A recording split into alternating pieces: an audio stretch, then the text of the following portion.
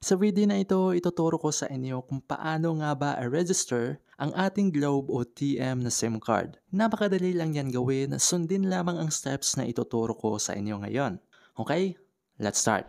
Una sa lahat, ang process po ng registration ng Globe at TM na SIM cards ay pareho lang po. Ngayon para i-register ang iyong Globe o TM na SIM card, ang kailangan mo lang ay mag-open ng kahit anong browser. Ang gagamitin ko ay Google Chrome pero depende pa rin yan sa iyo kung anong browser ang meron ka. Pagkatapos dito sa web address ng iyong browser, itype mo ang new.globe.com.ph/simreg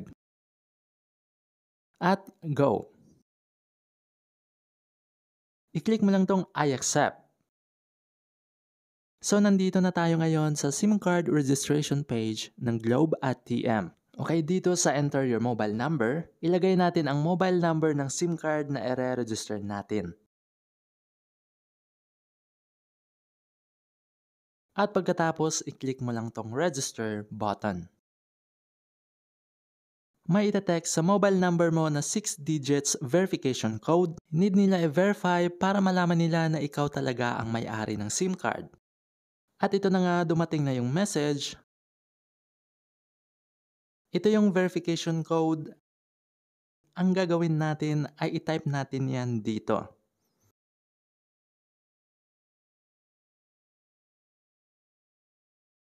Pagkatapos mong i-verify ang iyong mobile number, ang next step ay mag-fill out na tayo ng ating personal information. So dito ilagay mo lang ang iyong first name o ang iyong pangalan. Ilagay mo rin ang iyong middle name. At ang iyong last name o apelyido. Ilagay mo rin ang iyong suffix. Kung ikaw ay senior, junior, the second, the third, or the fourth. Pero kung wala kang suffix ay pwede mo lang laktawan yan at mag-proceed sa next box. Pagkatapos dito, ilagay mo rin ang iyong birthday. Yung sex mo, male o female. Pagkatapos dito sa nationality, piliin mo kung saang bansa ka naninirahan. Sa akin, syempre, Philippines. Then dito sa registration type, piliin mo ang owner kung ikaw ang may-ari ng SIM card. At parent o legal guardian naman kung ikaw ay parent o guardian lang ng may-ari ng SIM card. At itong pangatlo, pipiliin mo to kung ikaw ay hindi parent o guardian ng may-ari pero ikaw yung pinagkakatiwalaan niya na mag-register ng kanyang SIM card. At proceed na tayo dito sa iyong complete address. Ilagay mo ang iyong unit number, house number, o building name. Kung wala, ilagay mo lang ang NA, means not applicable. Pagkatapos, ilagay mo rin ang iyong street. Sa akin wala, kaya NA pa rin. At ilagay mo rin ang iyong village o subdivision kung meron ka. Sa akin wala, kaya NA pa rin. Then dito na tayo sa province, ilagay mo kung saang province ka naninirahan.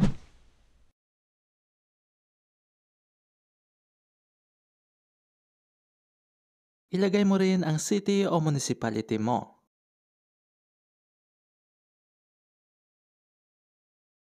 Ilagay mo rin ang barangay. At ang panghuli ay ang iyong zip code. Kung hindi mo alam ang iyong zip code, ay i-google mo lang kung ano ang zip code ng iyong full address. So make sure na lahat ng personal information na nilagay mo dito ay katugma sa personal information na nasa valid ID mo. Dahil mag-a-upload tayo mamaya ng valid ID. Then kapag okay na lahat, i-click mo lang tong next. Ang susunod na step ay mag-a-upload na tayo ng ating valid ID at selfie. Kailangan natin ng ID para makapag-register tayo ng ating SIM card. Kung wala kang valid ID ay hindi ka pwedeng mag-register ng SIM card. So una ay pipiliin muna natin kung anong klaseng ID ang i-upload natin. I-click mo lang ang ID type at maraming ID dito na pagpipilian. Piliin mo lang kung anong ID ang meron ka. Ang pipiliin ko ay driver's license. So, i-click ko lang tong driver's license. Pagkatapos niyan ay ilagay mo ang ID number ng valid ID mo.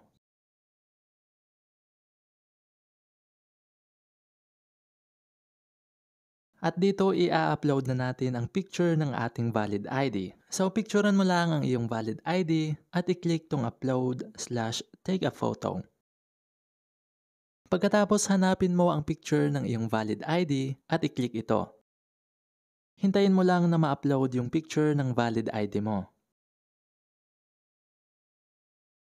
At yan, lumabas na yung picture, it means na upload na yung valid ID natin. Sa pagkuha ng picture ng iyong valid ID, ay make sure na malinaw at nababasa ang lahat ng information sa valid ID mo. Sa mga nakakaranas ng error sa pag-upload tulad nito, yan ay file size limit. It means masyadong malaki yung picture na ina-upload natin. Dapat hindi lalagpas ng 2 MB yung file size ng picture. So para ayusin ang error na ito, ay may tutorial ako kung paano paliitin ang file size ng iyong picture. Ilalagay ko lang ang link ng video sa description. At kapag tapos ka na sa valid ID, ay kailangan mo rin mag-upload ng iyong selfie. So mag-selfie ka lang at pagkatapos i-click mo itong upload/take a photo. Then hanapin mo ang iyong selfie picture at i-click ito. Pagkatapos ay hintayin na ma-upload ang iyong selfie. Sa pag-take mo ng selfie ay dapat na malinaw yung pagkakuha ng picture. So dun ka sa maliwanag na lugar mag-selfie at huwag sa madilim para maganda yung quality na matitake mo. At tapos na nating i-upload ang ating selfie. Para mag-proceed, i-click lang natin tong next. Dito, i-check mo lang ang box kung sang-ayon ka sa mga nakasulat dito. Ikaw na bahala umintindi kung ano ang mga ito. Kung hindi mo maintindihan, i-click mo lang tong Filipino para i-translate ito sa Tagalog. I-check mo lang ang box ng statement na sumasang-ayon ka. Kung sumasang-ayon ka sa lahat, i-click mo lang tong I agree to all information stated below. Pagkatapos niyan, mag-scroll down ka lang pa ilalim at i-click itong button na submit. At nasubmit na ang ating registration. Ang gagawin na lang natin next ay maghintay sa text message ni Globe kung successful yung registration ng Globe o TM SIM card natin. So ito na nga, after 20 minutes ay nag-message na sa akin si Globe na successful daw yung registration ng aking SIM card. At huwag mo rin kalimutan na i-copy o screenshot yung reference number ng registration mo. Magagamit mo yan sa future kung sakaling need mo ng patunay na naparehistro mo ang iyong SIM card. Meron din tayong tutorials kung paano i-register ang Smart o TNT SIM cards, pati rin ang Dito SIM card. I-click lamang ang videos na nasa screen para panoorin ang mga ito.